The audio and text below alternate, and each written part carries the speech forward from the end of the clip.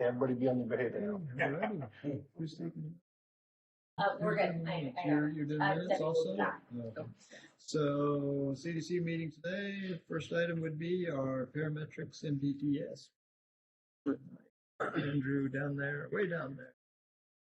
So for Agenda Bill 23-16, authorizing professional services agreement with parametrics for MPS support services. So the specific support services is for the development of the MPS permit required stormwater action plan. Our Western Washington Phase 2 municipal stormwater permit has 3 new components: stormwater planning component, a MS4 mapping component, and a source control component. And the stormwater action plan falls under the new stormwater planning component. The stormwater action plan is comprehensive. It's with the ultimate goal to improve water quality and habitat in the city's watershed. The plan will include receiving water and drainage basin analysis, a watershed prioritization process to determine where enhanced water quality treatment would be most beneficial, an identification of best management practices for the priority basins, a list of capital improvement project and retrofit projects, and an implementation schedule. For deliverables, the scope includes a draft plan by April 30th, 2023 for the city to review, and a final stormwater action plan deliverable by June 30th, 2023. And in anticipation of the stormwater action plan requirement, a decision card was developed and completed in July of 2022 for parametrics to complete the plan, and the decision card was approved by council. Staff requested to move the project forward to CDC with an updated quote, fee, and budget from parametrics. The updated quote for the project is $118,092.84. For budget, we are using engineering services with a budget of $112,196, and R&M and replacement and unscheduled projects for $5,896.84, which will leave a budget balance of $45,603.16 out of the R&M replacement and unscheduled projects budget. Questions? When was this done last? This is the first time. It was it's a requirement that's was in our permit for this year. And that was put into law, the changes in 21. This permit is from 2019 to 2024. Yeah, but there's a new requirement here, right? There's the 3 new requirements, and those were passed in like what, 2021? Well, we had our permit hasn't been in place. Well, our permit's been in place since, like 07, but every, 6-year cycle, we'll get a new permit. Mm-hmm. And it's in this new permit, we have these 3 new components. So it started out as being like a 5-component permit, public education, illicit discharge, and then now we've got 3 more. So it just keeps growing. There's new requirements, new deadlines, every year. Thank you. Yeah, this is a new one that's in 23. That's replaced everyone else. We have to do that this year. When's it due again? What's that? When's it due again? The SMAP or the deadline for it, we have to submit it with our annual report for this year. This year.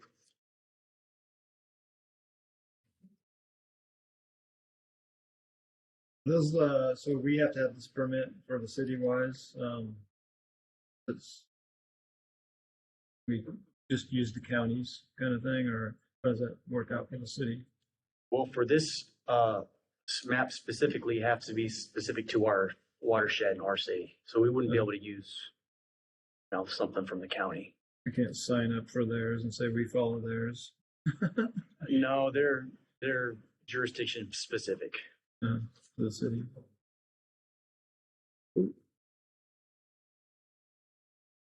So then that leaves the engineering services budget at 0 for the rest of the year? Yeah, but I think when I looked at it last, I think that was the only item in that budget. Okay. It was, and we That's did good it news. just in card. It was exactly just for this effort that we presented earlier on. It was for that $112,000, and then it just ended up, the bid ended up being more because of 23 costs. And so we're going to cover it through the operations budget.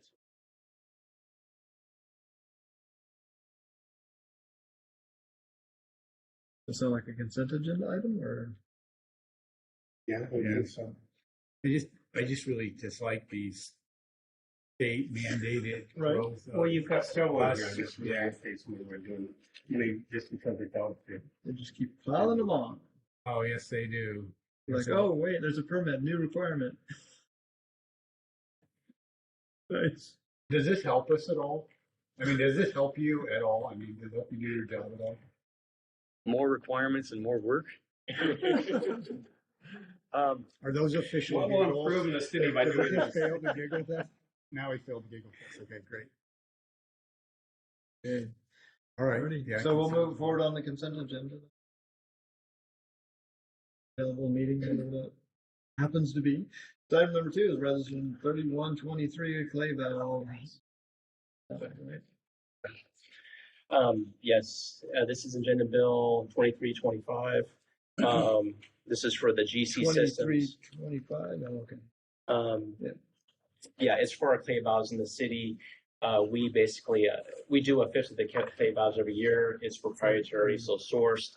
And what happens is we bring in GC systems, so they'll actually go and maintain it, inspect it, replace any work parts that we needed. It's something that's we've done every single year, and it's about $30,000 is what we had budgeted. Required expenditures $30,000, and then we'll have another $6,000 that we'll take out of our repair and maintenance budget. We're going to hit about 23 stations this year, and also additional services they're going to do. They're actually going to come out March 7th to do a presentation to our staff, to do some training internally at our new public services center on top of that. No charge to this project, but this is something that we do every single year. So we recommend approval of this. That's resolution 3123. 3123, yes. Yeah. So this just goes on, it'll always, you do it every single year. There's a 50-year valve life, I remember reading through this and stuff. Yeah, the outer body of it, 50 years, but you got some work parts in between, seals and stuff like that. So they'll actually come in and replace that. So we do about a fifth of them every year, fifth to a sixth of them. Is that correct? Yeah. Oh, and also, acting assistant superintendent of water, Jim Miracle, is here, and I wanted to introduce him tonight too. So any technical details, give him a question. Congratulations. Thank you. So is the maintenance activity driven by manufacturer's recommendation then? Is that what that is? Yes. So every, whatever it is on these things, it ends up being like a 5-year or something. Right. How long does it take to get through all the valves? 50 years. About 6 years to get through everyone. You So get, every 6 years we hit all the valves again. yes, including in all the stations and all the PRV stations, water stations. Yeah, good firm. They're actually out of Puyallup, and they do really good for us. So I would recommend them. So if the valves are good for 50 years and we get through them all in 6 years, that means we have 44 years that we don't have to do anything. No, the outer body could last 50 years, but the internal parts actually have to be replaced and maintained. The wear parts internal as well. So the outer body will last the 50 years. Like your kitchen sink, you know, replacing inside parts once in a while. Yeah. Okay. Yeah, you guys said that, and I was Doing math again. doing that. Yeah, I could tell you were doing that. Arithmetic. He's like, wait, these are not adding up. So is that another consent agenda item? Move that one forward to the consent agenda. Next available council meeting, and moving on to resolution 3124. Who's doing swift comply? Jack. Yep, I'll do that one. Yes, we have a cross connection program here at Bonney Lake where we have about 3,900 assemblies that we have to look at. We have to notify the homeowners to do testing on. We use Swift Comply it's actually XC2 is the program that we use to do that software. They let us know that they will no longer be supported as of April of 2024. Swift Comply is the company that bought it, so it made sense that we would switch over to them. But even on top of that, what we did is we actually researched 6 different companies that do that same type of program. Swift Comply was the one that, even with that, rose to the top. cities like Bellevue, Enumclaw, they use that, what we found. And also additional to that, City of Sumner uses Swift Comply. They have a component on sewer and then also on stormwater inspection that we can utilize. So it just kind of makes sense that we are going to go with Swift Comply. And again, we took this to the decision card process in front of the budgets, and we got approved in that. So we would recommend approval of that. So like the sewer fog program that Sumner uses, Swift we're Comply. gonna have same piece. Yep.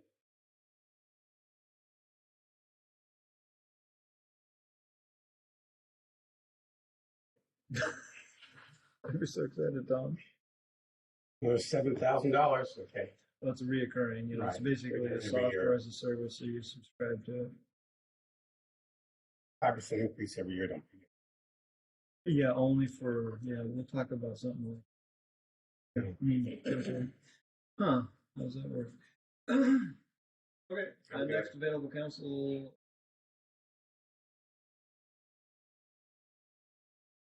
And we'll go down to door upgrade. I'll go ahead and take care of that one too. You're gonna take care of our doors too. Yeah, we'll need on this one. This is for TK Elevator. This is for the JMC here, and we actually have an inspection that we have to do every single year, I believe. And what the vendor told us, and this is still proprietary also, and what they told us is that the actual operators of the door, it's one that you can't replace anymore. And they've had to do this in the past where it took like 8 weeks to replace it, lead time. And the idea for us is that, we do have an ADA compliant facility. We have staff or people that actually go up to the building on the second floor. We need to make sure that the actual elevator doesn't wear. And so we were recommended to actually replace the operators. We took this in front of the decision card process too, and it was approved. So that's what this is. It's the contract to actually have it replaced and be certified by the vendor. And this is for a budget amount of $35,000, required expenditure $29,788. And this is to do that. So we recommend approval for that. Is it just control boxes in the elevator itself? Is that Correct. And so that hardware is wearing out or aging out. It's not being supported anymore. So if something fails in that, then parts will be harder to get and take time to get. So if we upgrade it now, we can avoid any inconvenience. If that elevator goes out, since it's a single elevator, we would have to accommodate the public downstairs with finance or ADA, because that's the only access they'd have. So if we take care of it now, we can avoid that situation. We've had a few problems with the elevator in the past. We have that problem in the future with the public works building. With the elevator. I suppose so, 15, 20 years from now. And I'll bring it up I'll bring it up now, the public safety building. That elevator too needs some upgrades. Already. Yeah, and so when the fire department moves out and the police department asks for some tenant improvements, that might be a good time to address that one too.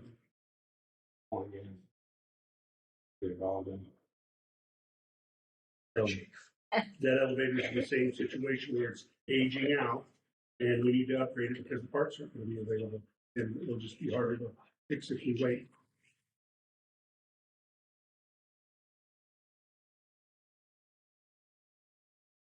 We've already approved the money anyway, so. Yeah. I'm good. We'll move this one forward to the next available council.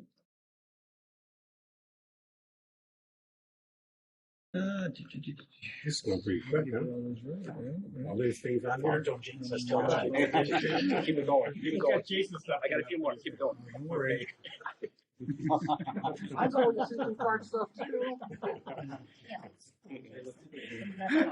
Right. So, spare pump issue there. Motion. Doing that one? Correct. This one, we have lift station 21. The way it was built initially, it was supposed to be two different pumps or two different stations. It actually was through the engineering process was combined into one. And so we have pumps in there that are 15 years old and we need to replace it. We would like to purchase a spare pump such that we can replace one, rebuild it, and then take it out, switch to the other, rebuild that, and have basically a spare that would work for that station. It is one that it needs something as a backup. We never received it during the design process. Right now, we have budget in our maintenance and operations budget to do that. It's going to be $50,000 is what we have, and that'll be the cost to do the work on that. So we recommend approval of it. It's going to end up being $46,393.34. What's the shipping handling going to cost you? Good question. Are they gonna go over the budget? The price goes up every day. I know. The longer we wait. My truck will pick it up for you. That's right. So,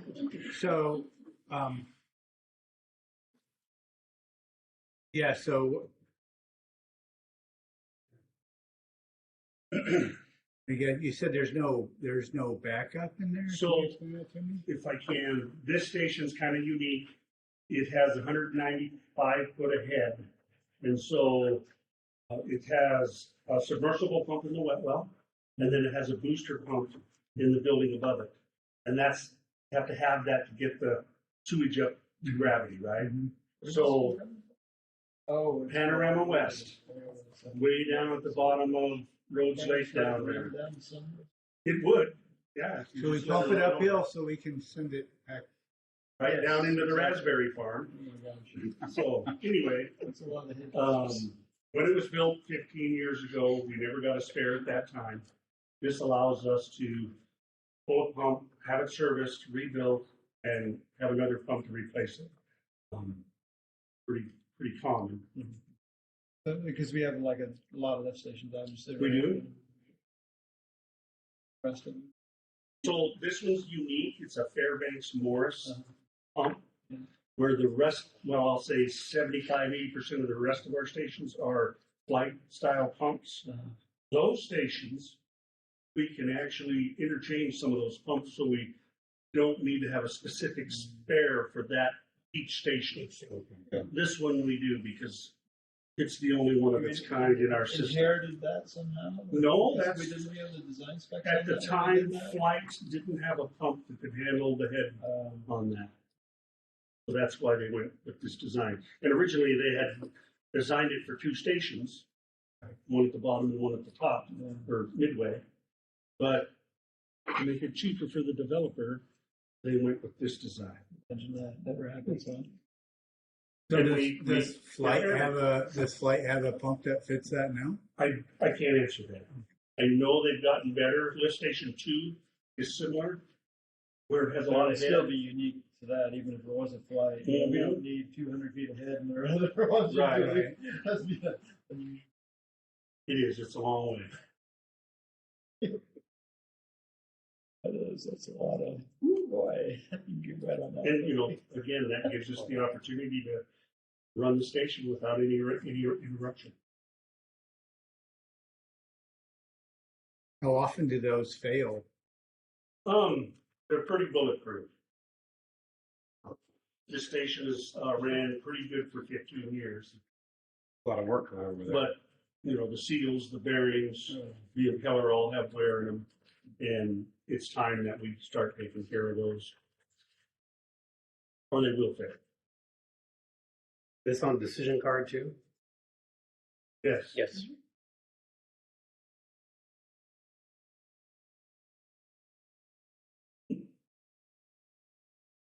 So be it. Oh, yeah. Good one. We like that one. Now we'll move that one forward to consent agenda.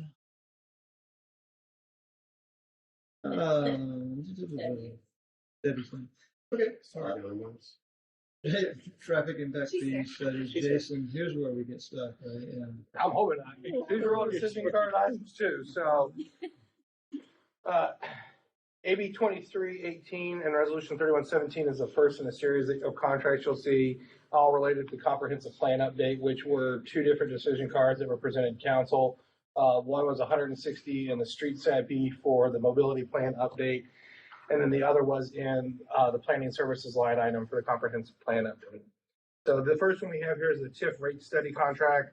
The last time I can see that we did one was back in '04.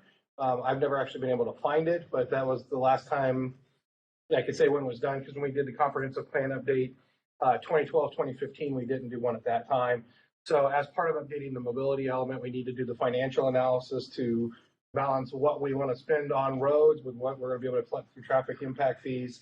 And this is the rate study to identify what each new development or each new trip should pay to contribute to those capacity improvement projects once we have new values for those capacity. So who's gonna pay the TIF? New development does. Yeah, so how much new development do we have over the next few years? Over the next work, that's what we'll find out during the comprehensive plan. So Okay, that's what the whole process is. So as part of the comprehensive plan, I know we're going to add probably 3,000 new residential units between now and 2044. 3,000. Yeah. Are So we annexing somewhere? What no, is that's new within the city limits. So Probably old properties that have taken over. What? That's a 20-year horizon. Yeah, but there's still so much land. Are we making more land? there is actually a lot of land within the city of Bonney. What you're transitioning from is big, massive Single developments like family, Panorama to 2 and 3 lot short flats. So especially around this side of the north side of 410, where the Right. homes were built in the 1950s, 1960s, 1970s. Yeah, They were all built on septic systems with large properties. yeah. A lot of them converted to sewer. The homes are getting to the point where the value is in the land, and so you're seeing those lots divided up into 2 and 3 lot little short plats. That's where you're going to see a lot of the growth. You still got the Tarragon development. Something's going to happen there. So yeah, it's actually is we don't really see a problem hitting that 3,000. Plus, you're going to have new commercial development. Peak 410 is going to be building out. So yeah, there'll be new development coming in to pay for those improvements. So do we think the TIF will go down? We don't know.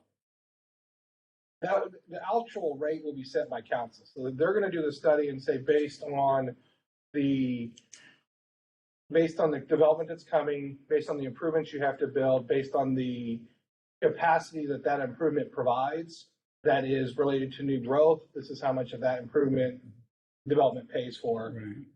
One, we have to identify all the projects, financial cost, and then what the number of trips are, and then we'll know the rate. Sure. That'll go to council, and council can make that decision. If the council sets the rate lower, they'll need to find alternative revenue sources to fund that improvement. Well, but so I'm scared about this because like our water rate study, they want us to cut our fees by half, right? And we were told if we didn't do it, right, we're liable. Sure. Because they recommended it, right? No, because they figured it out. That's what it was. The math that they Their had. calculations. They may have to look at their numbers again, but those were the numbers that were driving their outcome, right? If he does, and all these projects, we got a massive amount of projects. Yeah, I think the water rates in this are different. We won't have a problem. They're because- significantly on how they calculate them. This literally is cost of project, number of trips, the percentage of the project that's related. I will tell you right now, we haven't raised our impact fees. They're at $3,500. They're probably the lowest in Eastern Washington. So the fact that Western Washington, Eastern too, probably. Probably. I'm on vacation. My brain's on vacation. So it probably would not go down. How much it would go, I don't know. We'll have to look and see, because there's a couple of ground truthing. One of our biggest project is 192nd, extending that from its terminus all the way down to like 104th. And as part of the mobility contract, which SCJ will be doing, they're going to truth test whether or not that improvement actually improves capacity in the system.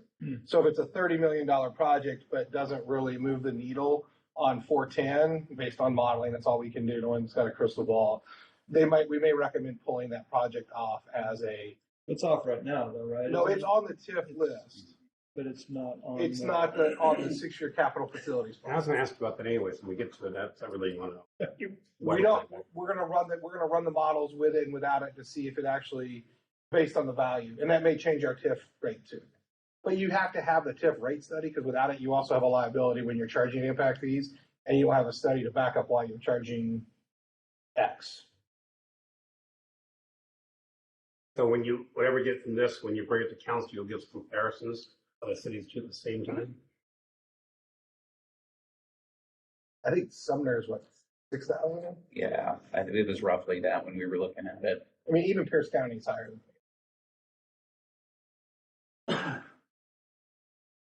And as I said, the funds were part of the decision card that went through council back as part of the decision process. There's no way this can blow up on us. I can never guarantee nothing's gonna blow up, but it's, That's good. I appreciate that. it's pretty standard. It's exactly the same thing we're doing with the park impacts. Identical projects, growth, percentage of that project that contributed to growth. But it's extremely unlikely, probably, that the rate would be recommended to go down. I think. I would say that would be extremely unlikely. I would. We have to do a so study that to probably find won't out. happen. Yeah. Yeah, it would either go up a lot or maybe a little bit. It really depends on what projects are on the project list at the end of the day. If everything else does over time, it goes up a little bit or.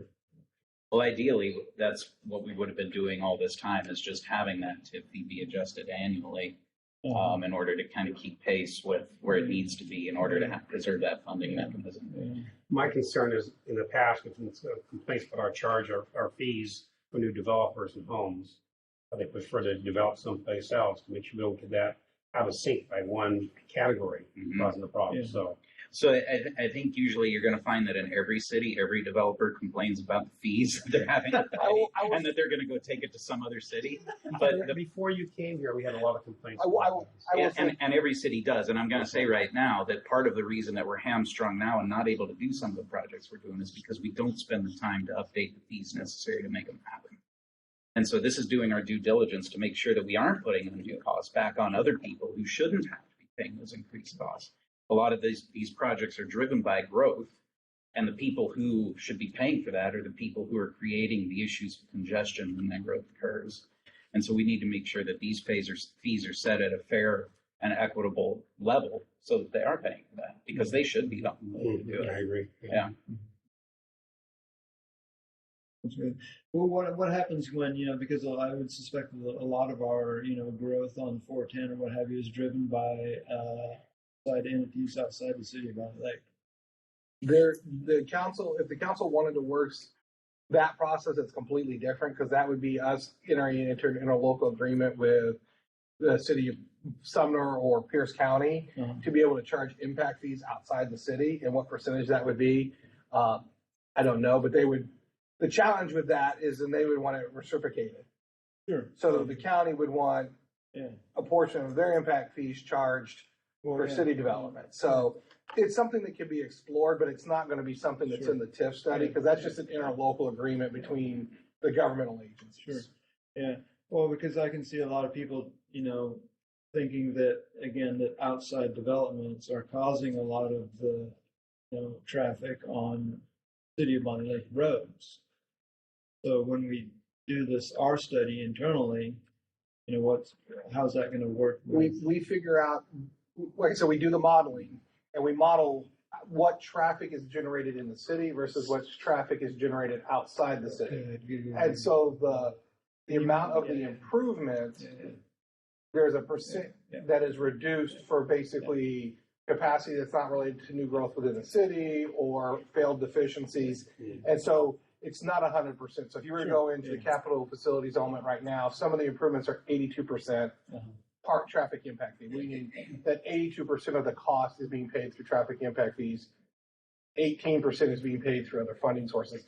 We'll have those numbers, but to be able to recoup the cost, that's interlocal agreements through Pierce County. That's nothing we can do with the rate study. Yeah. I just wanted to, be able to answer the questions and be able to kind of avoid building infrastructure for other development. Yeah, it does. It subtracts out the other developer, and then we have to use either interlocal or SEPA. So like Tahali had a big development agreement in EIS. The city didn't appeal it. So with Tahali, we're kind of stuck with what was decided 10 or 15 years ago. And they did make some improvements. I know they paid for some of the work on 410. They brought big checks to us. They paid for some work on 98. I think there's still some more work they have to do as they hit different things.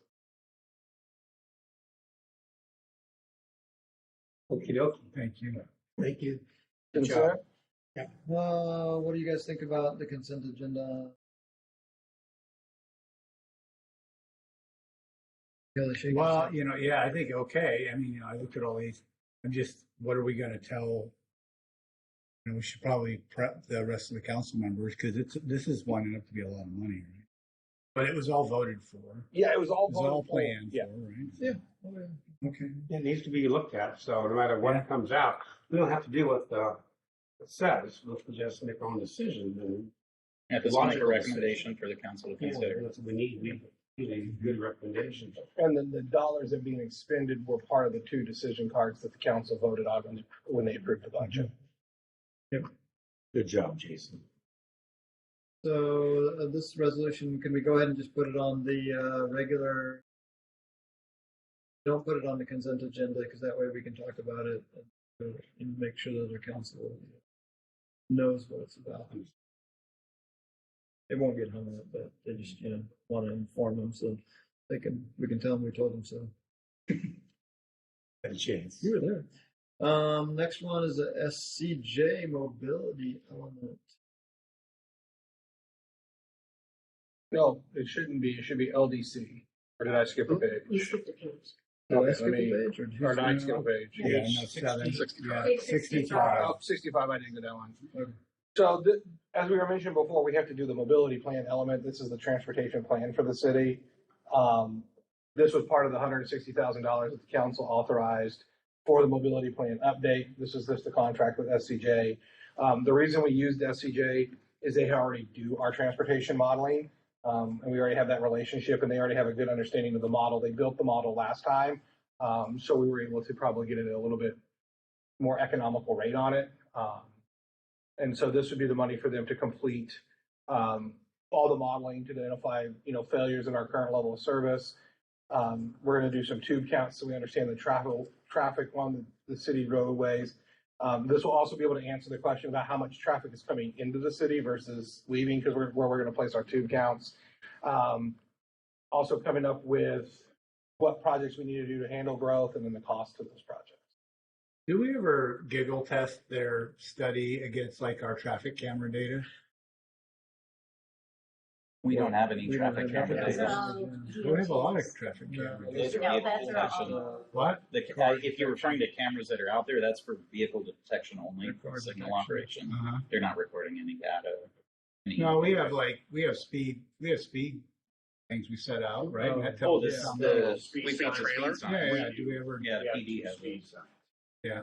So what they're going to be doing is actually going to be a little thing different than we did. Typically, all you do, a lot of times when you're doing a transportation plan update, you're just doing intersection counts, Mhm. which are great. They're looking at just a specific time of day at the intersection. One of the things that we're doing as part of this study, so we have a better comprehensive understanding, is actual tube counts, which is exactly what that is. We're doing, I think, 30 some tube counts, or 18 or 19 tube counts throughout the city to make sure we understand, and they're all day counts, to understand how the traffic. Huh? They put the tube across the road, and as you drive The over thing I it, used to stomp on as a kid. Yeah. But where we're putting those out, one to count total trips. In some of the places, we're actually going to be doing classification counts to determine the size of vehicle, whether it's a semi or it's just a passenger car. There'll be two on 410 for sure. One at the beginning and end for classification, and then just some random ones in the middle, plus some other cities. There's a whole map that we worked out with SCJ to do that exact thing, to truth test the counts. All right. And we'll be doing 2 locations, once in the spring and then once in the summer. So we're going to do Allen York Park in the spring, and then we're going to redo Allen York Park in the summer. Yeah. Well, we have good data on that, right, Chief? I mean, from our speed cameras tell us how many cars per day. I mean, there's a lot of good data in that system. Problem is it's limited on where, but it, Right. depending on where the poles are. Yeah. Oh, yeah. All I'm saying is you take a look at the tube counts and then you look at like one of his traffic camera things and you go, do these make sense? Right? I mean, I would think that that's a good giggle test against that thing. Yeah, I mean, we can look at that. There's another source too, by the way. Remind me. Okay. You can do 198. What's the other source? Yes.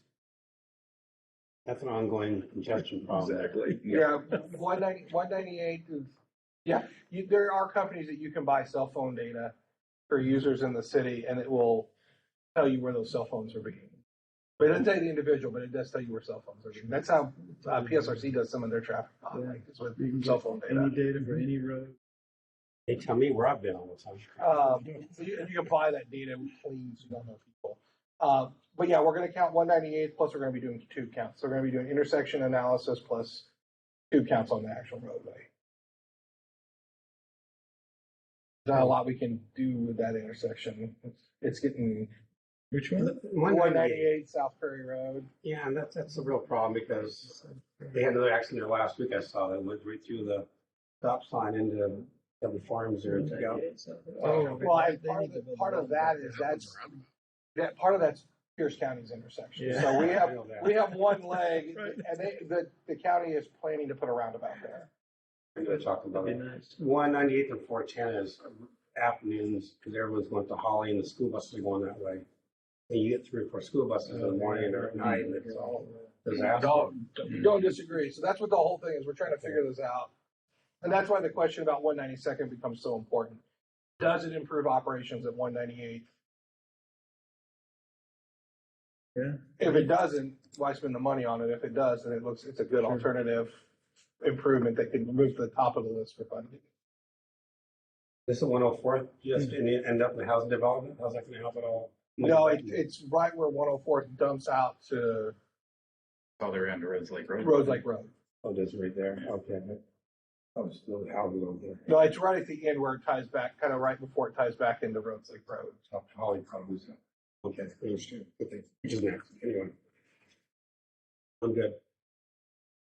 Okay, we'll move this one to the consent agenda. It's available. I did, so LDC now, I guess now we're at LDC, right? Yeah. So LDC is the contractor that we've selected to do the comprehensive plan update itself. They are going to be updating our community development element, environmental stewardship element, a number of elements that need to be updated.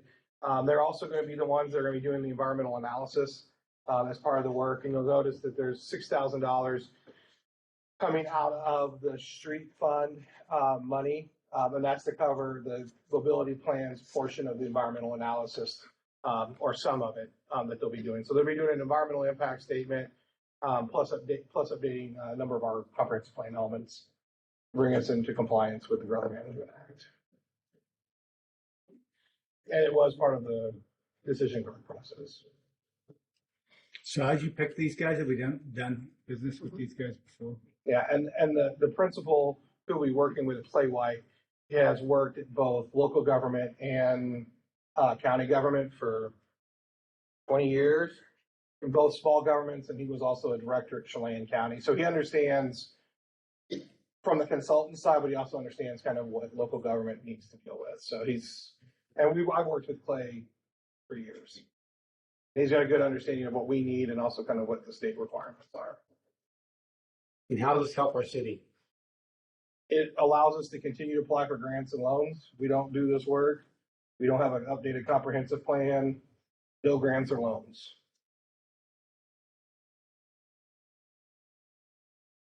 It's one of those got to do every 8 to 10 years. I know there's that nasty 2050 vision. Yeah, there's a lot of stuff in there. So I just, in the council's mind, just know that we're going to do it now. It will be done in 2024. 2031, I'm going to be back asking for the same money, if not more. They'll look to do it all over again. I'll mark my calendar. And actually, That's good news, Jason. I'm glad you're going to be back. I don't have a plan. I heard it. Gonna have him sign a letter. I don't have a plan on going. He's the only one. But yeah, it might just be me. The new council. I'll have to record it. I told Kelly this 10 years ago. Yeah, so it's just it's part of something that we have to do every 10 years. I will say this one, unlike the one we did 8.5 years ago, the state has significantly upped the requirements. Oh, yeah. And it's one of the things, as I've said, we can be angry about it, but we still have to work through the process. Oh, yeah, we don't have to be angry. We just have to figure out how to work through the process, right? How to Yes. avoid it. Yeah, yeah. how I to- will say that there are some things in Vision 2050 that work in the city's favor. Okay. I need coaching. We'll talk. Yeah. I won't let all my secrets out, but yeah, no, there are some things in it that do work in the city. I guess consent on that one. Yep, I would think so, right? Move that one to the consent agenda item. And as I don't know if I mentioned it before, I know I was telling Kelly, the reason you're seeing so many contracts versus just one is we decided to take that project management in-house, which means we were saving money. Because if you would have hired LDC and they hired all the subs, it would have been a 10 to 15% markup Oh, yeah. on their base That's a good fee, point. just for them to do the Yeah. same amount of work. Yeah. So we brought that in-house to save, Is that Ryan's idea? yes, it was Ryan's idea. Good job.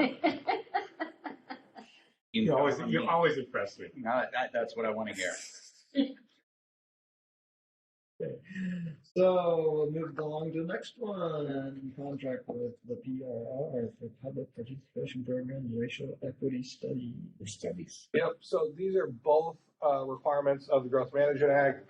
We do have to have and I put the exact quote in there, a broadly disseminated public participation plan that includes dissemination of information, opportunities for written public meetings, chances for dialogue, communication programs, informational services, and the consideration of and response to public comments. Unlike some things we do, we have to have a very well documented plan of how we did this, how we did the outreach, and the council's gonna have to vote on it, approve the plan itself, and send it to Commerce. So PRR is being brought on to do that. The racial equity piece is a part that was added to the Growth Management Act. I want to say last session or session before last was part of House Bill 1220, which basically required that as part of our comprehensive plan update, we went through and looked at past zoning practices that related and local policies that resulted in racial disparate impacts in the past, and then identify policies to undo those things. So PRR was being hired. They have the expertise, to do that, and bring on to do that contract. How does it prevent future displacement of low-income individuals due to redevelopment? We have to have policies, and that's part of what they're going to provide recommendations on what policies and regulations we need to have in place to do that. I will say that probably won't be as a heavy lift for the city of Bonney Lake as it is for like Seattle, Bellevue, and Tacoma. We will have things to do, but I don't think it will be the same lift that the bigger cities are going to have to do. So can we get rid of and racial equity study? I don't think Bonney Lake has a We racial have, no, equity we can't. plan. Why not? It's a specific requirement of the growth. Okay, you're gonna have to educate me on that. I worked really hard to find out. I put the RCW, it's in RCW 3678-070 sub 2, and it says we have to. I have it right here. Yep. Which It says- part of it? Sub 2, it says we have to, as part of the housing element, we have to identify past, Oh, I get that. Yeah, those things are in there, but it doesn't say we have to name our study that. Right? I mean, we're naming the legislation that. It doesn't say we have to name the legislation that. I guess you could just say contract with PRR for the comprehensive plan update if you'd want that. in the motion. That's what I would prefer, because, reading all this stuff, it drives me nuts, right? I don't know about you, but it drives me nuts, right? He enjoys it. The motion actually just says sign a contract with PRR for a periodic update of the city's comprehensive Sure. plan. Sure, I could change PRR to support the comprehensive plan in the agenda title. that would be awesome. Yeah, that'd be good. I'd agree. So meet all the requirements and not like fly anything Right. right in everybody's face necessarily. Right. Yeah, so we'll just change the agenda subject to say contract with PRR for comprehensive plan update. That would be. But you'll have to make sure that people understand there's two.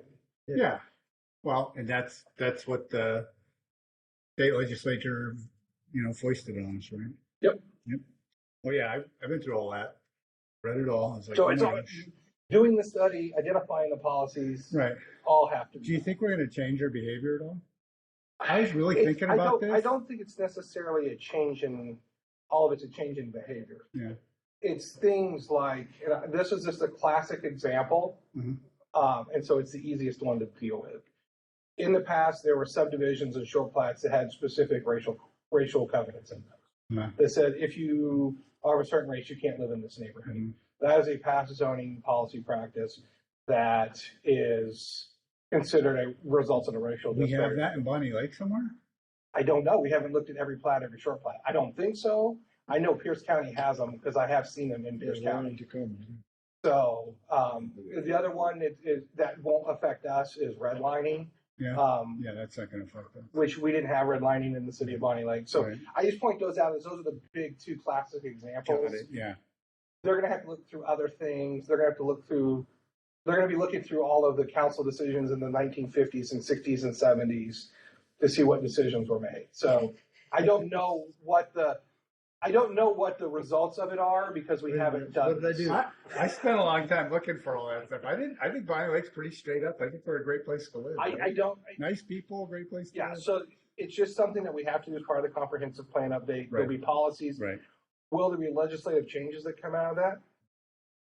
Will there be maybe priorities to invest in certain areas of the community that may have lower income individuals versus other part of the community? Possibly. Yeah. But we're required to do that. Other, like I said, Bellevue, Tacoma, Seattle that had redlining are gonna have a little bit more work to do. Oh, yeah, they got a lot of. But I don't know what the outcome of the study will be.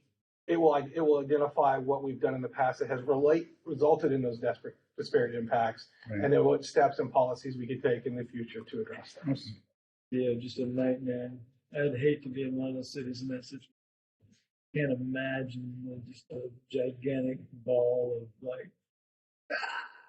Right. You get your Yeah, and like I said, we haven't looked at every plat, so I can't say with certainty that we don't have them. But there could be. Did, It'll be interesting. right, so the 120,000 for this particular activity, right? Mhm. Yeah, that's just basically a number of hours, that Number of hours, the studies, preparing materials. seems like that's an okay time period or whatever it Yeah. ends up being for you. $95,000 of it is for the public participation plan, which we worked on. I'm actually working with Leslie. Leslie's actually helping me with the public participation component. And both of us felt like the plan was really good and met the minimum qualifications. And then about 25,000 of it is for the racial equity stuff. So the public participation is for the comp plan. As a whole, Kind of yeah. to include the work we have to do for the outreach we have to do for both the comprehensive plan and the environmental impact statement. And the reason we're choosing to do the environmental impact statement is it gives us enough environmental review that gives us significantly increased flexibility in the future. Mm-hmm. And I'll gladly change the name of the agency. Yay. Good See to how go. far it makes it. So there could be some sensitivity, as you know, our larger legislative body when it gets there. Next item with business. No, consent agenda. Consent? Sure. Okay. Consent agenda. It's a study and this is budgeted, right? You gotta do it. It's part of the budget, it's part of the required update of the comprehensive plan. We don't have any questions about it at the committee level. If the other council members do, they can pull it And off. I will gladly be there that night. We will appreciate that. We don't want to defend you, Jason. There's a lot of stumbling on. Ryan would have it. I have faith. There you go. Ryan teaches me everything. Resolution 3120, I guess, is, nope, we got that one, right? We just did that one, okay. It's, 3121, Veterans 3121. Memorial in Angeline, yay, we're gonna figure out how to build a roundabout. This one is not part of the comp plan update. This was money specifically budgeted in the transportation, in the streets fund to do an intersection analysis to determine what is the best intersection treatment at Angeline and Veterans Memorial Drive. Once that they're gonna look at both feasibility, operation, cost, and based on all three legs, determine which is the best option. There is money in both the 23 and 24 budget for the design. So we would move, after the ice is completed later this year, we'll be moving into contracts with, for design on that final solution. That includes sidewalk. It will It include the will. sign. Absolutely. No. Whatever mobility improvements. Right. Yeah, it'll include the sidewalk up to Locust Avenue. And this one was chosen because It's a failing intersection. it's one that falls into that category. And it has been failing for about 8 years. So, Wrecks are every so often. yeah, we're going to look at crash history. They're going to look at, we'll be doing traffic counts, food counts. They're going to look at how much right of way we have there. Does anybody know why we didn't do a roundabout there at the Target one, the 190 whatever? Just because that wasn't the vogue at that point or something? I think when Target got built back in the 90s, everything was just a signal. That would have been supposedly they're cheaper, I guess, roundabouts than a signalized intersection over supposedly. Veterans Memorial. Yeah, That's also a county. everybody's a county. Yeah. Still is. You take care of it. This one's not Park County, is it? No, It's it's- just right inside. it's just got right. barely Yeah. no- Right about where the quick comes under Yeah. the veterans of the city limits. How much right away are we gonna have to claim? We don't know. That's why we're doing this the study. study. Okay. There's a roundabout's gonna, that's what we have to look at, like, based on how much right of way we have. Do we have partners that want to provide right of way? Or if you don't, you have, I mean, that's what this whole process is to put out. And there is a public meeting component where we will, Tell the public what you're gonna do. ask the public, Oh, here are the two options. What do you think? What are your comments? It's that water. So the state's not involved with it. No, this is all local. Oh, No, this isn't a state requirement. No, this is, Right. well, it's a state requirement that we have a failing intersection that we need to address. But how we address it's going to be a local decision. and what's the trade space, a signal versus a roundabout? I'm not 100% sure. Okay. That's part of what they're going to come back with preliminary designs. A roundabouts require more space than signals. Yeah. Roundabouts have lower operation cost, and when you have a leg that is not used as much, it's only used intermittent. It provides more capacity for the throughput on Veterans Memorial Drive. Where if you have a signal, you risk backing up to Locust Avenue. And that's all 25 through there, right? I think it's Yeah. is it All the 25? way to Yeah. 19, all the way down to, It's 25 in the city limits. yeah, Once you get into Pierce County, it's 35. yeah. Or 40. Marked as. So that's what that's for, is to finally begin to address that and come up with a design solution. The signs are there right now. I would want to point out that we at the staff level have really given this one a lot of thought because what we're trying to do is progress it along at a pace that will be conducive to grant cycles and to be able to leverage this work that we're putting together now or having our consultant put together now so that we can have a story to tell to the granting agency, work in a more proactive manner in order to attempt to get grant funding to build it. I think that we've got a good story in that area with the completion of the trail. You've got retail close by, you've got all kinds of things that are now starting to come together in that area, which makes, I think, a compelling argument to some of the granting agencies, dollars. Trying to build the case. So, and then there'll be a sidewalk from, what is that street, Kelly? From Locust Avenue I know, but, all the way down to Angeline. Well, No. down at the river, at least, that's a big problem, is going across the water, going to 192nd, that's county right there. Yeah.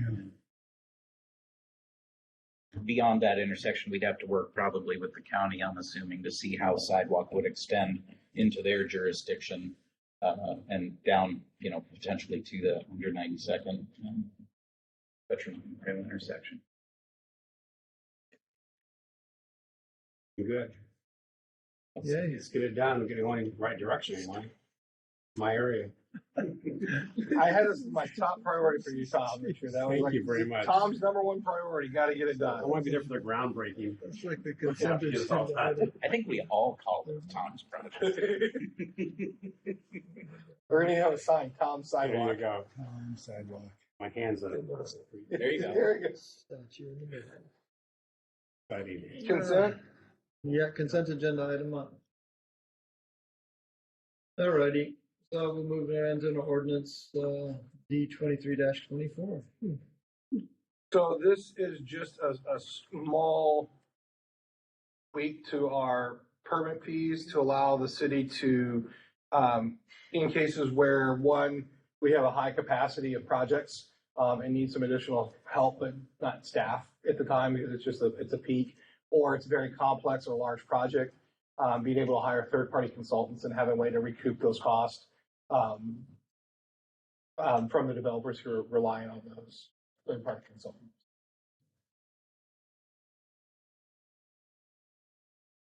What's the additional cost?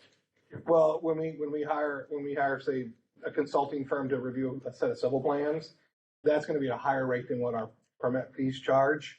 And so whatever the consultants charge us plus an administrative fee is what we would recoup from the permittee to cover our costs Okay, good. of hiring the consultant. Okay. Basically, it allows for a pass-through of the consultant cost to the developer so that the general taxpayers aren't Not a cost, funding. not a cost to the city then. Yeah, it's not a cost to the city and the general fund for the developers using those consultant dollars. Some of the motivation for this is actually coming from the development community because especially somebody like Chris Lear, I remember sitting down and talking with Bob Stovey at one point. It sounds cliche, but time definitely is money to them. And if they have the ability to work with the city through a consultant to complete reviews in a quicker time frame, they're willing to pay for that. But it's not something that we currently have in our code to be able to offer. So there's a real benefit here, I think, not only for the city in that it lightens some of the workload at times during heavy periods, but also it's a benefit for the development community as well. So this comes down to your discernment. So is there a way for somebody to appeal if they go, no, I'd rather wait and not pay extra money? Would that ever happen? I mean, I've never heard of anything like that happening. And I think that because it's up to me to make that decision, I can certainly look at workloads and reallocate sometimes resources as necessary. If somebody is like, no, I do not want a third party, I do not want to pay that extra amount, we would work to find a way to accommodate it without doing it. No, absolutely. Yeah, I certainly won't arbitrarily just send to people. We'll definitely, it's case by case, looking at several different factors to make sure that that's really the direction we would go.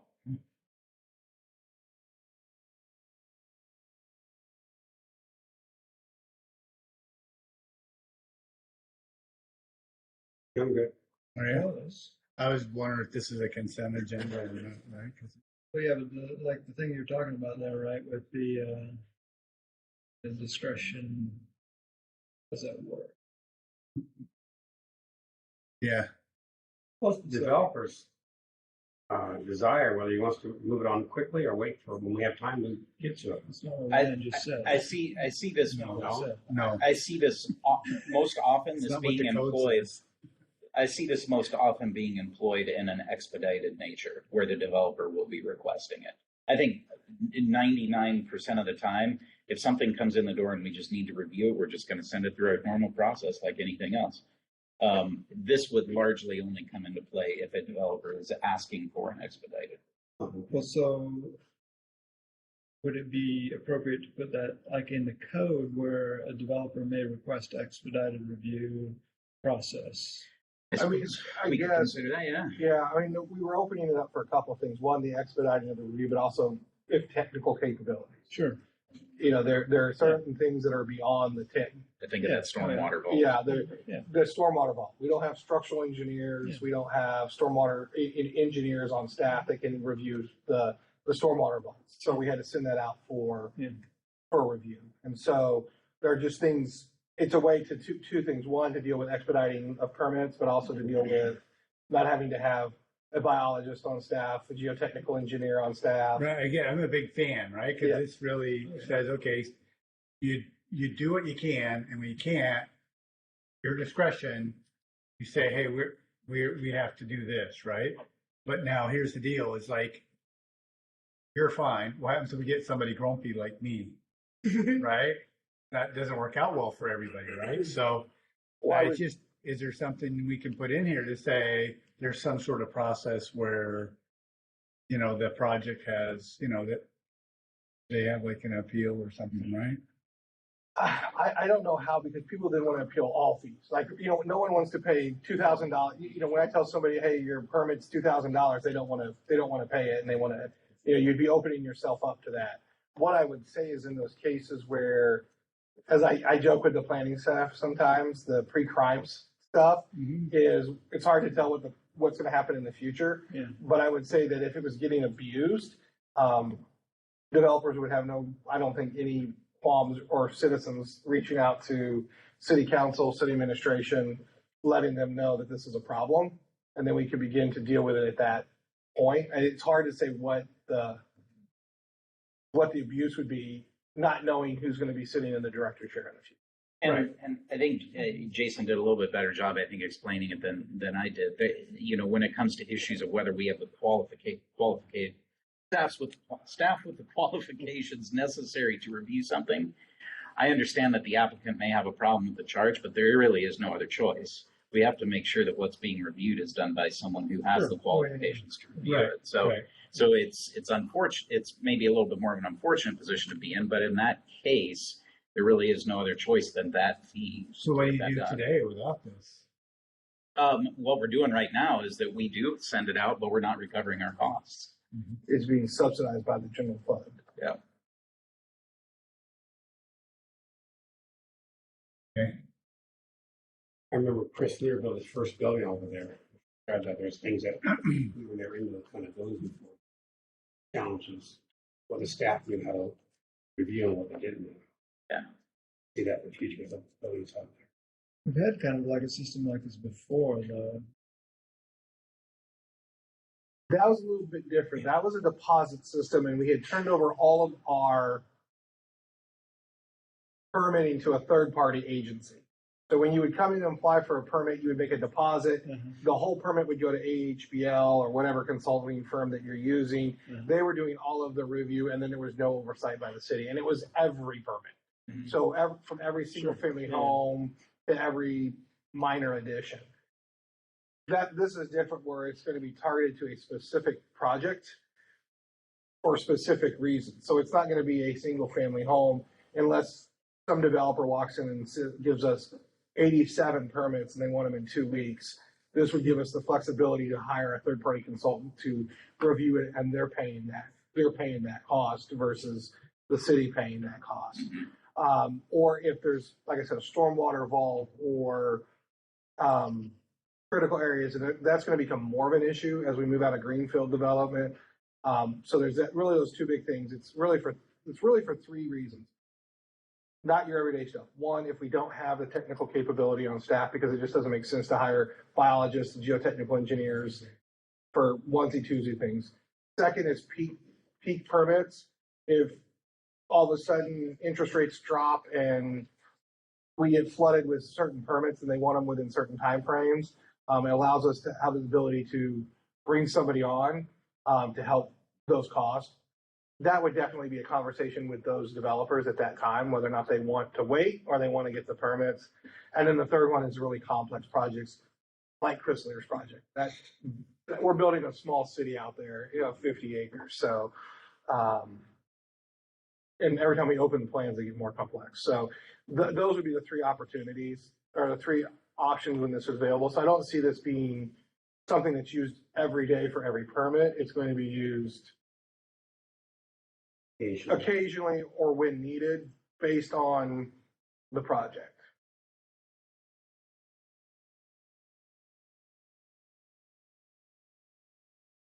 And that's why we made it a director decision. So it's not me or Jack or the permit center. It has to be, the director has to make the decision. So we went to the highest level of the department. And that's only in times when the applicant doesn't come in and just ask for it. Yeah. The applicant just walked in the door. I can tell you right now, most applicants, if you tell them, well, yeah, you can get this permit if we review it in 8 to 12 weeks, or we can send it out for third-party review and you'll get it back probably in 4. They'll gladly pay that fee. Well, kind of, yeah. It's probably hard to tell. It probably varies. It's going to vary. It will vary. Yeah, it's going to depend on the discipline, the complexity of the project, the hours spent. And that's why we didn't put an exact fee to it, because I could never even come to hazard what that fee would be. Obviously, I'll save us money then too. We're not doing it. There'd be some savings for the city, sure. So, and then we're gonna tack on an additional 25% of the cost. Because there still is city involvement and, just the administration of making sure it gets to the consultant, gets back. We will do a QC check on any reviews done on our behalf to make sure it meets all of our requirements, and want to make sure that gets covered. Because you wouldn't be charging the standard permit fee. So in replacement of the standard permit fee, this is how it's getting calculated. Oh, yeah, so this isn't on top of the standard fee. This Correct. is in lieu of the standard fee, and so then you need your admin Correct. to come out of it. Yeah, they'll take it in, route it through the system, put it in Eden, collect the fees. The QC staff, part of my staff, to make sure it meets the engineering standards or planning standards. For every project. Yeah, it's a good concept. I like the concept a lot. Worried about how it gets implemented. Clearly, right? Because, like, Kelly said, trust you guys. But this isn't what I'm worried about as much as, again, I'm going to go with the concept and let it go for now. And we'll just, by the time somebody complains, I won't be here, so it'll be good. Yeah, I feel like some of the impression we left here is that there may be times where I would just, in my discretion, just arbitrarily choose to assign something.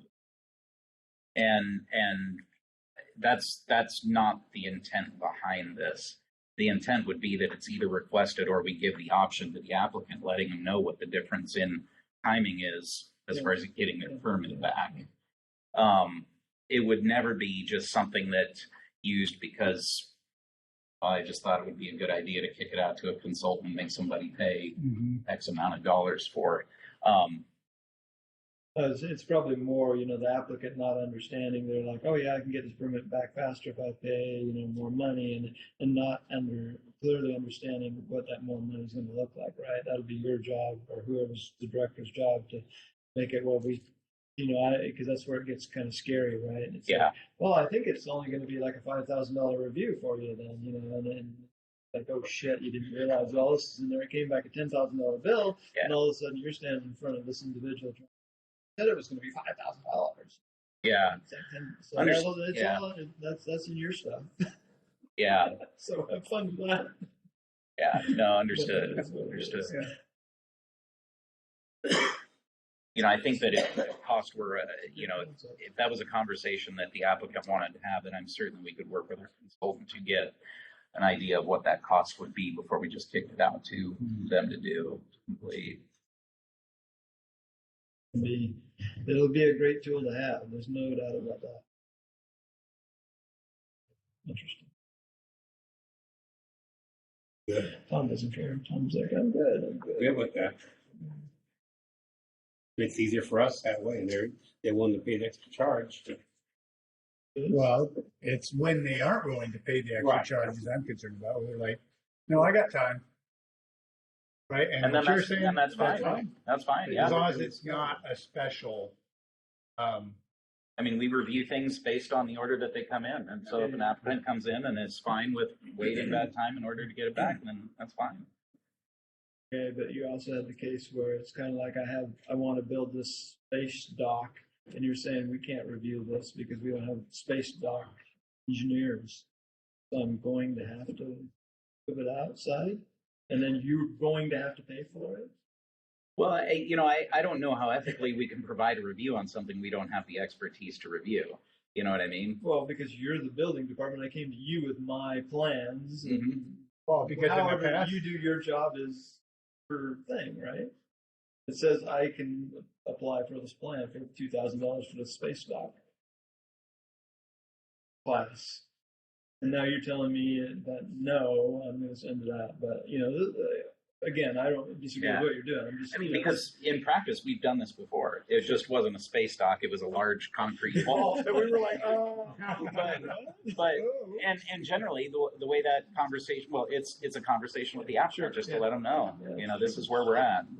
Your guys' stuff. That's why they pay. That's why the public pays you the big bucks. It's trying to balance not having the right amount of staff for the right amount of expertise. Oh yeah, I prefer that we only had a very little staff and not staffing for every possibility. Right. This gives us Exactly. the ability to have a much larger suite of experts that we can call on when needed versus having to have those things in our departments every day. Because we don't build that many space docks. Right. But we Because could they're build one one. usually. Yeah, exactly. Yeah, and you need a way to deal with it when you get it. And this will be a tool Chris for Lear you. may come up with it, who knows? Okay, who knows? Who knows? I would prefer to put this on the open council thing just to see if there's any comments on it. I won't elaborate on any of my concerns at that particular point. but- I agree. Sounds good. Does anybody have any? They are okay. Yeah, over here. Says they're good. I They're good. guess they're good. Right? Hey, you guys were talking about the Chris Lear thing there when we were jumping off onto the open discussion thingy majigger. So the decant facility, we're ready to move into that. No, not quite yet. No. Where is that in the phase? Where Do did we have that in the phases? That's to be completed by December 2024, correct? December 31st, 2024, they're in the process of trying to get it submitted here in the next couple months. There will be an access agreement coming to City Council, well, CDC, next CDC, and then full council on the 28th to kind of grant access through our property for Chris to begin doing work. I did talk to Jennifer today. We're going to add something there about the decant facility so we don't have to do it twice. And then we're going to be sitting down. We've got the preliminary designs to them. Then they're going to finalize those designs, and Ryan will have to get with, and we'll have to get with Jack and his crew to make sure it meets all the standards. But by the development agreement that Chris signed, and based on everything we're seeing out there, it's not going to have a problem hitting. Is December 31st for the decant facility to be up and operational and give it to us. 2024. 2024. Yeah. So little less than 2 years away. Yeah. Exciting. The grading package is coming in next week. So they've got all the trees. If you haven't been out there, I would suggest driving down 410. It looks very different now because it has been completely logged. And they're demoing out the last few buildings. And then they're going to come in with a grading plan next week to begin the mass grading of the site. I got one phone call on the trees.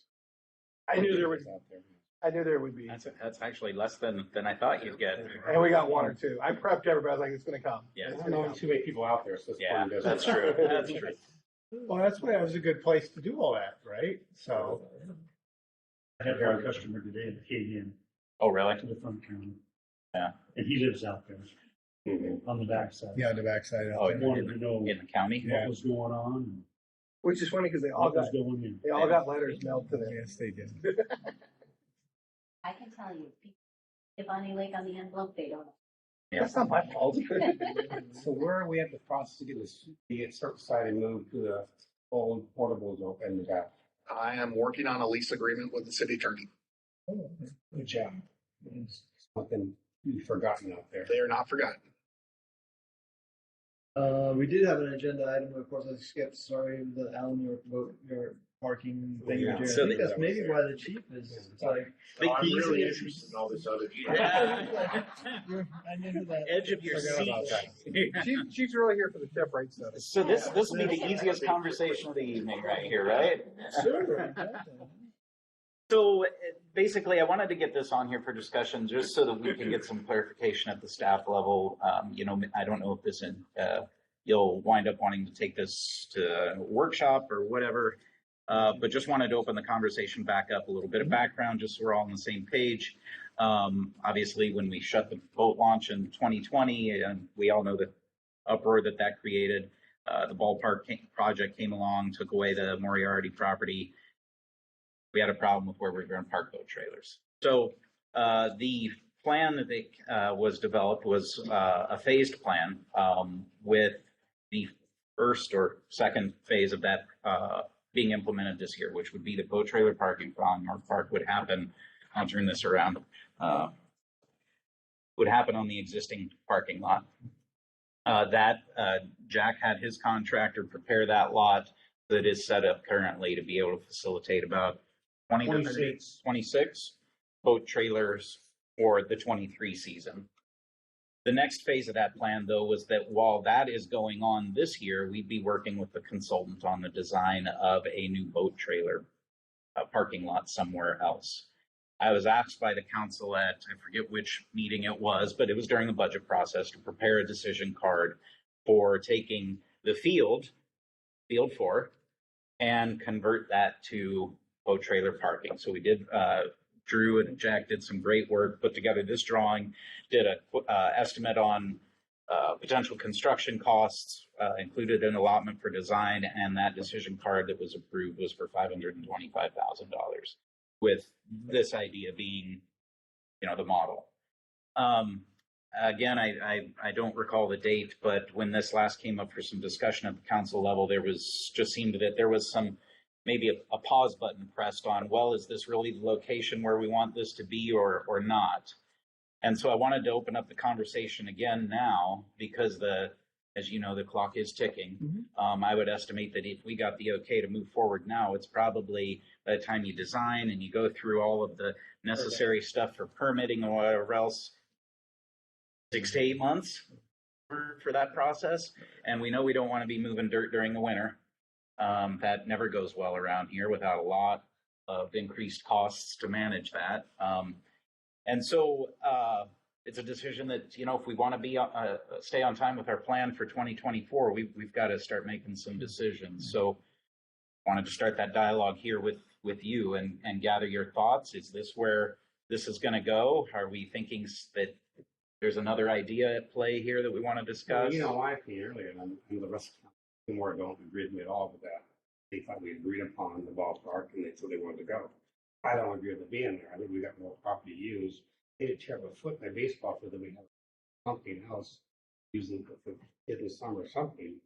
We're cleared out the public works area. It seems like so much more property there that we could connect to. Problem is wetlands in between the two. Use this lot over to the public works, but that little bit of wetlands to worry about. I mean, and then when I brought it up, a couple of council members were upsetting and thought about Sibley someplace else. Majority rules sometimes, Yeah, certainly that is an idea, and there was money dedicated or budgeted for the demolition of the Public Works Center, so there would be land available. I would just caution that, it's up in the air what we're going to decide to do about the senior center. If a senior center is to be improved upon at that location, or maybe as extravagant as a new one built, we don't know what the requirements of that will be. I don't know that we want to do a lot of work to create a parking lot when maybe some of that needs to be used for an improved senior center. I don't know. Just, throwing that out there. But certainly that is an option. I'm kind of with Tom. When I voted for the decision card, I voted to say we need a budget to address this problem, not I want to pave the ball field, because I thought that, it's a ball field that's there, right? And when it goes away, it's never coming back. That was a temporary use when we first talked about it. Yeah. And just something to consider where ball fields are concerned with the completion of the new field. There is no net loss in ball fields that are currently there. Right. You are gaining a new facility that can replace this, and frankly serve in a much better capacity than this one does now. The other thing to consider too, and I realize this is something to be figured out. Parks, Trails, and Open Space Plan, I think, will weigh in on this a lot more. But do you want Allen York Park to continue to be the place where all the ball fields are at, anyways? Midtown Park is going to come along at some point and provide, at least the opportunity is there for it to provide some of that infrastructure, which I think you can safely say is a much better place to have your ball fields than it is out at Allen York Park, considering you got the streets that can handle the parking, the shops, and everything else that people are looking for when they take Johnny to go play soccer on Saturday mornings. It'd be a nice place over there to have a small recreation area. intervene over there to some for young adults there too. Maybe. So who uses that ball field then? Bonney Lake Little League is a regular user. Uses it, and I don't know who else. I don't know if soccer uses it. Occasionally soccer teams use it for practice. Is it worth keeping? Think really need it there? Well, you do need fields, I can tell you that. Yeah, the whole area is short on fields. Mhm. It certainly gets used, but Whether it's the best use is the question. But with the new field, would that be The configuration or, you know. Well, but that's like saying I'm gonna let my kid drive my Ferrari, right? Because we just put in a Ferrari park, right? That thing's gonna be booked solid, right? It is. That thing is like way booked from way I understand. Everybody's like standing in the line to Oh, use yeah. that thing. It's like, holy cow. Jack's already getting calls. Or that's like the car I drive right there, man. I It's know, like a mine too. 98 Ranger. It works. It's bulletproof. You can play baseball, soccer. Sometimes you need to pave over the 98 Ranger, and I has to go out the back. Yeah, exactly. So, because I would, I'm kind of in the middle of, because I can't see tearing out a field, right?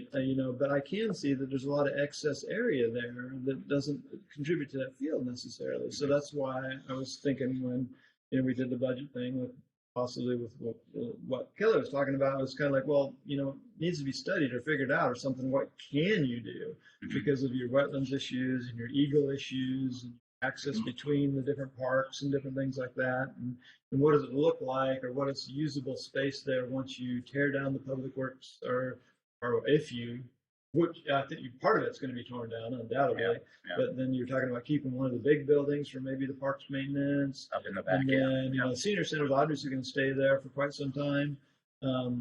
The sooner this regular city hall goes away, the better off we are. Put a little brass plaque on the horizontal surface and call it good. I agree. And certainly at the staff level, we don't have a preference. We just have to get it rolling to meet our commitment. Oh, yeah. How many trailers, how much boat trailer parking do we need? Well, again, I think that goes back to the conversation we had with Chief, where, during the summer, and we've got aerial photos that support it, you've had as many as, 90, 100 parked out there? There was 100 on the hot days. Whatever. On the really hot days, I would say on average. But do you want that many out there? Yeah, why don't you mention too, right? what the study's going to be? You got to pick So on the some. park You gotta plan pick- will be, Oh, I don't know. part of the parks plan is to look and make a recommendation on the number of required boat trailer parking. And Part of that PTO thing you're working on. yeah, we're moving forward on it, and it's actually on council agenda tonight to have a conversation about an element. Yeah, see, But as part of that's that, exciting. we would pull. I'm gonna have to get with chief and pull, the counts for passes and everything, so we can provide some information to the consultant. But they're gonna be looking at that and also laying out the future of Allen York Park and Right. Midtown Park. Right, because from our perspective, if I can push it, I would, from this committee's, like what I'm hearing is to try to keep the field availability there, because you have some kind of an investment. But what that looks like and what the configuration is, I think is the question. What do you do there? Because again, if you were hearing clearly from some of the other council members that they're like, I want that sucker paved over and I want to be able to sunbathe on it, right? And there's absolutely no movement in that whatsoever. And I'm like, well, there's always possibilities. Who knows what? So, and that's what I don't, because I don't have a particular oh, this is the way to go. Yeah, I totally get it. Totally get it. What fits, what works, because I don't see wetlands delineations or not, and that's issues with it. The street area between basically the ball field and the park, It's mostly wetlands. it's mostly wetlands and wetlands. buffers. Right? The recommendation that I would make is honestly, we're undergoing a large effort right now to do parks planning that will help us figure out what the use really is. Oh, right. We're doing something now for this next season. If the council is willing to extend a little bit of time here, perhaps in 24, this is all the help I'm pointing to it. This is also being used, the converted parking lot, to give us more time to gather the data we need, then know where to build a parking lot, what size it should be, and then also consider the budget impact to it. Because right now I can tell you putting that dollar amount was for this site. Yeah. But if we go, say, over, I don't know, to the senior center lot, I could be a lot more. There's a lot more grading over there. Sure. So do we, is there, because I would imagine, I'm going to say, well, temporary use of the external area field, I'm going to like drive my vehicle and do like we were doing over at Moriarty, right? We were just like driving on basic ground. But I don't think that will even, it might not even work because that field is, last time, it's very soft. Mm-hmm. Yeah, I think we'll have a lot of damage that operations needs to go out and repair, and then you probably lose its playability, right? Well, but you'd have literally like I'm thinking You cut off a chunk. Yeah, if you just like put a line down there and say, okay, we're gonna those kind of, I don't know, you guys again. I think what you end up looking at though, and I'll let Todd chime in here next, but I think that what you end up doing if you say carve off that section is once you look at the turning movements of a truck with a trailer, Right. probably not really worth it. And then infrastructure in there, irrigation and water lines. And I will say the parks plan is scheduled to be done by the end of the year. So by early fall, we'll be going through the final adoption process of public hearings and Department of Commerce noticing and SEPA review. But by early fall, you'll have a well-defined planning document that shows where these things should or could be. This issue itself may be a good way to help encourage public engagement in the Parks, Trails, and Open Space Plan, because we really do need to hear from people as well. And that'd be a great place to go put a big old sign saying, comments, questions, how would you like to use a boat trailer park? Yeah, parking lot. And get them to hopefully engage a little bit in the public process. But I really want to be able to meet the deadlines that have been placed on staff so far. Yeah. But I'm at what I'm seeing is that there's still a lot of questions here, and there isn't a big comfort level with doing that plan as it's shown there, which I totally understand. If that's the case, though, then I think we need to be out in front of it a little bit more and just acknowledge that and say we need to take time to plan this and do it right. So, but what is the deadline that you were working with? That we would have a permanent parking lot, like is proposed for the field itself, active and ready for the 2024 summer season. Right. Season. Because that's not going to happen for 2023. We have 26 spots for Right. 2023. Yeah.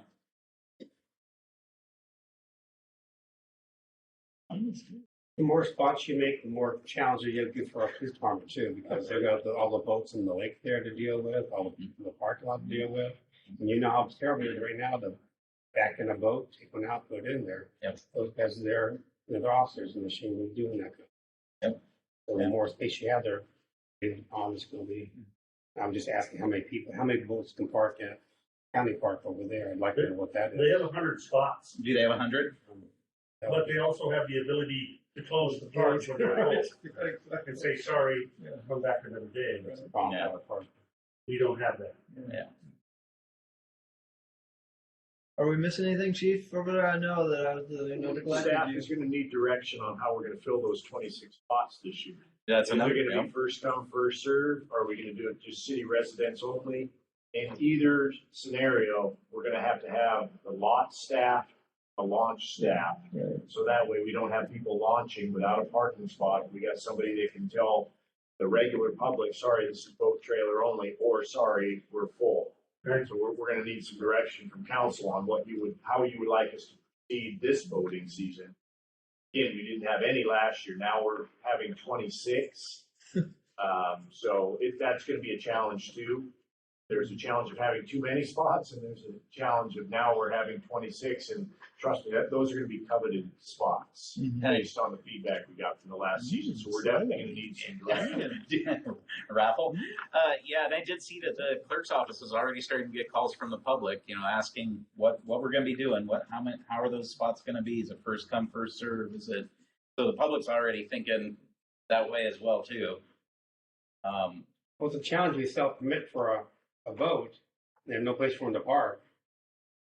Well, yeah, but and that's all the jurisdictions do the same thing, right? They're like, they don't guarantee a spot. I have boats, I don't know. So. And it's not unusual for even the high, like Issaquah or whatever, and those places that have gigantic boat launches, problems like this. Not unusual. It's not, yeah, I don't think it's Different unusual. Scale. Problem. Yeah, yeah. Yeah, I will say, when I worked in Des Moines, we had the same problem in Redondo. Yeah, Oh, yeah. yeah. Never enough, we had 150 parking stalls, and there was always something like that. We never had enough parking, Right? or the boat launch didn't work right, or You're just a pain in the boat. you don't talk about that up there. Oh, yes. So again, conversation point, I don't know if this. Well, we have two conversations. One conversation is, what's the policy for 23 Mhm. versus what are we gonna do with the 24? And, it's February now. It would be really Decide pretty great before the season kicks off to have answers to some of these questions. We taken last couple of years on social media took quite the beating because the city doesn't know what they're doing. They have no plan for this. It'd be, You did a good job last year, though. Whatever magic happened, the people that. it was definitely better than the year prior. Yeah. That was an example of the staff kind of really doing whatever needed to be done. Yeah. As opposed to the council getting there. I mean, we know we'll never make everyone happy, right? I mean, you just Oh, can't yeah. do that. But I agree. I think there's a couple of discussion points here. So I just bring that up again, asking for direction. Well, let's bring up our next item's agenda. We can think about this now, what we discuss, what we want to do. On the next Next session. works. Okay. Okay. Workshop or CDC? You're talking about workshop, right? Workshop. Yeah. Workshop. Workshop, yeah. Yeah, CDC doesn't help because we agree. All right? Public safety. Maybe, can we put it on the consent agenda? Yes. Let's Sure. pass something put on the consent agenda. So just to confirm, then That's humor. next council That workshop. was humor. Okay. I don't know, I was ready to write it up. I can have this same information available and just kind of I'd conversation. like to hear what staff like to do. Yeah. That's for you Close guys the to- launch and close the parking lot. Close the launch and close the parking lot. Yeah. Well, the parking lot's closed right now. And the launch is closed right So we open it during the day. You do? Yes. Really? Why do you close? We close it at night because we had theft in our old facility, catalytic converters and anything else they could pack off. So they're parking back there because there's no lighting and they can park and sneak up to the shop there and rip us off. We close it at night. Well, There's the parking lot. vehicles are gone now, though. Most of them, however, the last go around, they stole the catalytic converters off the senior center vehicles. Think about that. So, but the boat launch. Yeah, I think staff, the general consensus is to close the boat launch. One of the ideas that was brought up by our consultant was make it a canoe kayak only Yeah, launch. and then you find that person and just shove them in. Well, the state's considering requiring you to have a license to row a canoe. A training permit to have able to row a canoe. So the police have to go out there and cite the people with canoes if they don't have a pre-approved training permit. Take doing that. That's what they're discussing now. Something else for chief to worry about. We gotta figure out a good. The next chief. Yes, we do. Yeah, there's gotta be. We just can't call it the Sumner boat launch and. Blame it on them. I will say, we have dispelled the myth that the boat launch was built by a grant from RCO. That is not true. That boat launch, the best we can tell by looking at aerial photos, is somewhere between 1960, 1965. Someone pushed dirt into the end of the roadway, and over time it has slowly been improved, made into more. Like some of our roads around here. So they did like Bonney roads, they did Boulder bulldozer back. So even when we got the RCO grant in the 1970s to expand Allen York Park and kind of bound ourselves to a number of things, the boat launch was not part of that. So what would happen if we close the boat launch again this year? We had a lot of problems with street parking last year, right? Assuming we did, I heard that. We didn't.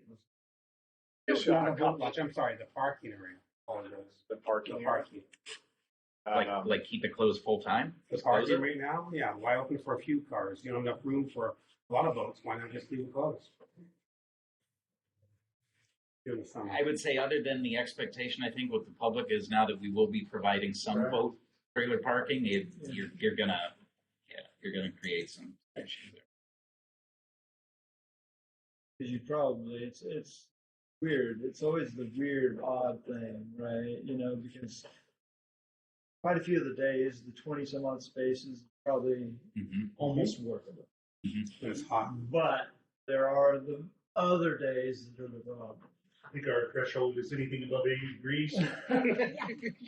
So Yeah. pray for a cold, rainy With summer. Like we don't get sun till like mid-July. And actually, that's Oh, what no, happened 'cause then last we get, year. then it goes Yeah. into. It was I know. Cold and Right? rainy. a little cooler Yeah. late into summer.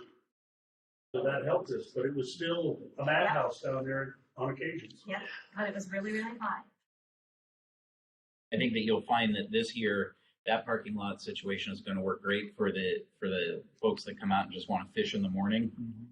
You know, they'll pull in, they'll be able to do their fishing and they'll be out of there by 10 a.m., 9 a.m. But, you know, the dualies with the 26, 27 foot, you know, white boats or whatever, that's gonna be our problems. A lot of different types of users. You know, hiring more personnel to watch the parking lot or get outside service there for you. What I heard. Yeah, you have to. So, and that might Because be otherwise a good it's- idea. Right. I would, We use the security guys at the gate on the beach. Why not utilize some of those people for the boat launch also? I would say that whatever the final decision is, I hope that it's a decision that is bringing in someone other than expecting public works. Oh, yeah. How's the parking meters coming? That's scary. What's that? How's the parking meters coming? I'm gonna be bringing that back to finance, this month. I believe that is where it got. Kind of a no-brainer. right? Yeah. What, another separate issue though, like the sidewalk thing that we had, the sidewalk plan, is it funding, or they came in? Had all that, you know, you guys did a lot of I work think on it. that's the, Yeah, the consultants, some of the design we're gonna have to go back and relook at. A lot of the costs came up really expensive. When we did the C curve, we saw the cost of concrete itself. So yeah, now we're doing more of the designs, kind of reducing the actual scope of it. But we're gonna reissue that. We're still designing it now. We'll be pushing it out this year.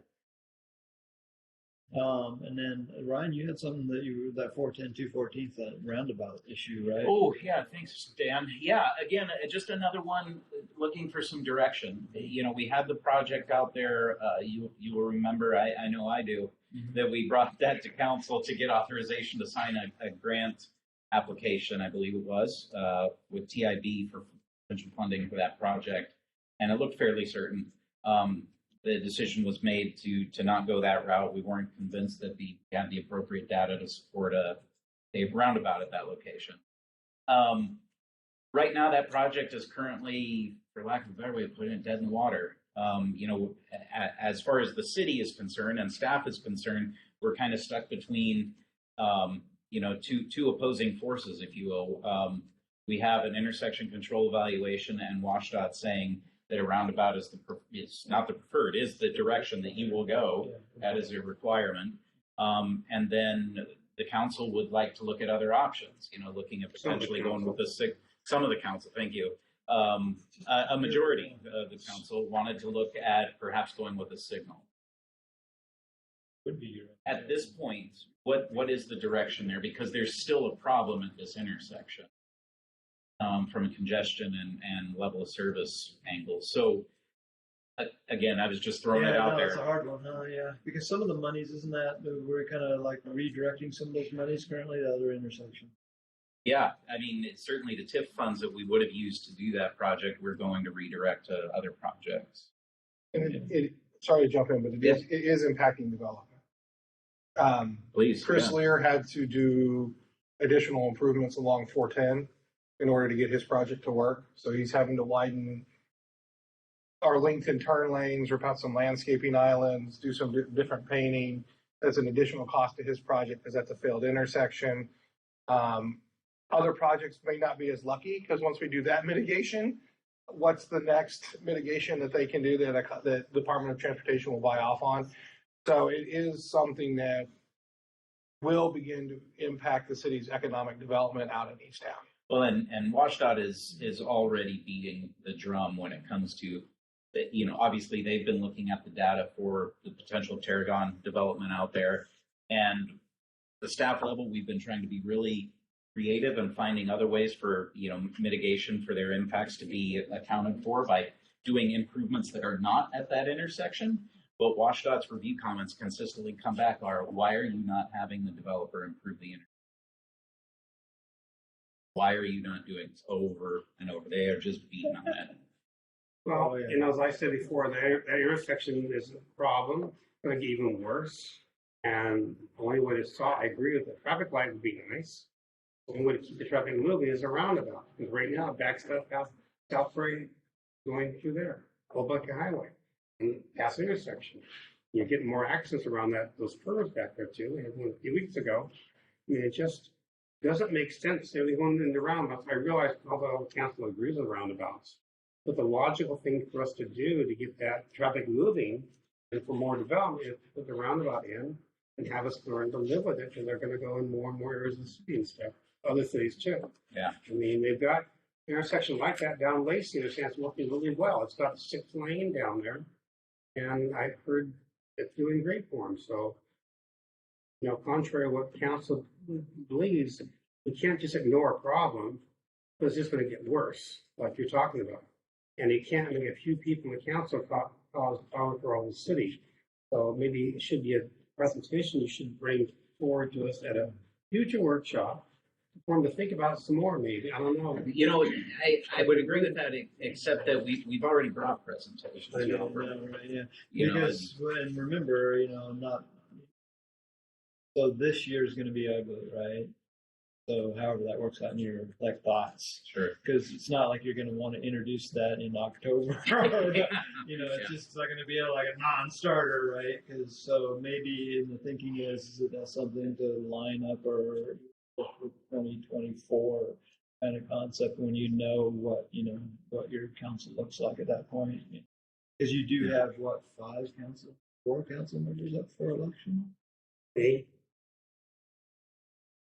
I think it's 4. Justin, it's like 4 or something like that. Yeah. So, Yeah. No, I mean, that's a great thought. you trying to throw some big thing in my thoughts into the mix there, it gets all like it probably gets you a bad decision in it. Because nobody's gonna Good point. make it. Yeah. Right. It looks like the roundabout is the logical solution at some point in time. And in my mind, it is still building the roundabout, the Lear development, right? Yeah, because that'll that's still be so one there. helpful out there. Anyways, once that gets out there, maybe that sets the stage to make it look much better for the roundabout. Yeah, when's that going in? Next 18 months. It's part of the first package of deliverables. So they're doing the design work right now. And so they're hoping to start construction late this year, early next year. They're working with WashDOT on all their stuff they have to go through with WashDOT because it's a state intersection. But they've got it lined up, so it's going to line up with 224th going on the Lear site and then 224th going down into FCS group. We can certainly compile information and bring it back at a council work. My comment wasn't to say, no, I won't bring a presentation. Of course, I'll bring a presentation. But The problem is to get them to understand why the rest of the council is necessary to do that. well, I mean, would the council, is it something as simple as us trying to engage in WashDOT? They engage in conversations with WashDOT, to truly hear from them. Are there any options or not? Our understanding at this point is that there is not. But they also have changes in leadership from time to time. What's between my ears on that is that I think if you brought forward alternate funding sources for it, besides, I know, I think 2 of the council members were like, well, if WashDOT's going to make us do something there, then they can pay for it. I remember that comment, right? So, yeah, if they want to pay for it. so if there's an alternative funding, you can probably flip 2 of the council. Because you have to line it up, obviously, with the grant stuff. It's not a project that we're gonna pay fully for, so. For granting, I guess. I guess I would just wonder where that tipping point is, because Yeah. we did bring forward Well, several $1 million potentially of alternative. That, I guess, wasn't enough. No, they didn't care about that. Yeah, the TIB grant was basically locked out state funds to move it. Yeah, but it still required, but, like, it still required a couple million. It didn't pay for 100% of the cost. Yeah, yeah, yeah. I'd have to go back and look at the exact numbers. Yeah. And I remember one of the issues too, pedestrian safety, because could it be as equally as easy as showing where alternative pedestrian routes are at? It's worth seeing what's going on in Lacey. Well, you know, you have a Tacoma one works like crap. You know, they got trucks running over people all the time down there. They got, well, there's my argument. The one in Lacey works They do. It Well, see, is there's one that works. the problem, there are a few problems, because what they did is they built it right in front of the entrance. So you have a lot of that traffic going in and get confused The about problem 6 lanes. In Gig Harbor, Yep. when I go over by With Costco. Burnham Drive, by yeah, by Costco, Costco, I exactly. get so lost. That's It's where too much, comes. it's too I'll much figure it out. development around it, and so it gets confusing where to go to get to certain. It'll get built. Right. Whether you want bronze or what do you want in the middle. Are we done now? Well, but no, because the other thing is, for me, one of the things that I fundamentally disagreed with the state analysis on the traffic flow, because modern control theory with digital and machine learning application to flow through those signals, right, can do 10 times better than the linear regression that they kind of use for their model, right? It's night and day. So I had a fundamental problem with that, because they were saying, oh, this is what gives you the best flow through based on, 2000, so what phone were you using in 2000? Did it recognize your face? Could it take your thumbprint? Right? I mean, let me tell you, the algorithm available to do that work is insane now, right? And that you'll get much better traffic flow than you will with the roundabout. Okay? If you had intelligent signals through there. Problem is, the minute we seeded Chris Lear, right, thing with the roundabout, that kind of committed us to roundabouts all the way to Dairy Queen in my brain, right? Because the whole theory with roundabouts is that you have a consistent flow, and there's not that stochastic queuing problem that you get with traffic lights. So, yeah, so that's my whole problem with that whole thing is like, it's a good idea, but that's a 30-year problem to fix, right? So my thing is I think I can do a better job with the signal and good algorithms nowadays. That's like so much easier. And the problem with the roundabout is once you put it in, you're fixed. You're never going to go faster than 40 miles an hour through those, and you're stuck with that flow rate. Yeah, I did some reading as well on the machine learning and AI stuff with traffic signals, and I'd be curious to have maybe a bigger offline conversation. From what I read, I mean, they're still in early pilot test. That it's nothing that any manufacturer is, that there's a proven algorithm to be used. It's still laboratory testing phase, and we already have a failing intersection. That could be years from being. Do I think it'll work? Yeah, I mean, but I think that we're years out from that, and we've got an intersection that's failing now that we already. I mean, yeah, but the problem is when you put a roundabout in there, you're never going to realize the advantage of a managed network of signals, because you just went to a completely manual process, right? That's my problem, is that you're setting, and then you have to back that all the way back to, you got to go back to Fred Meyer, then to Costco, then to, right? I mean, all those intersections, right? Because otherwise, you still have that stochastic problem with the unless you can predict, right, the queuing through there in a way, you're gonna have backups. I don't think you're gonna fix that with a roundabout. I'm gonna fix that intersection with a roundabout. You're just gonna make it different.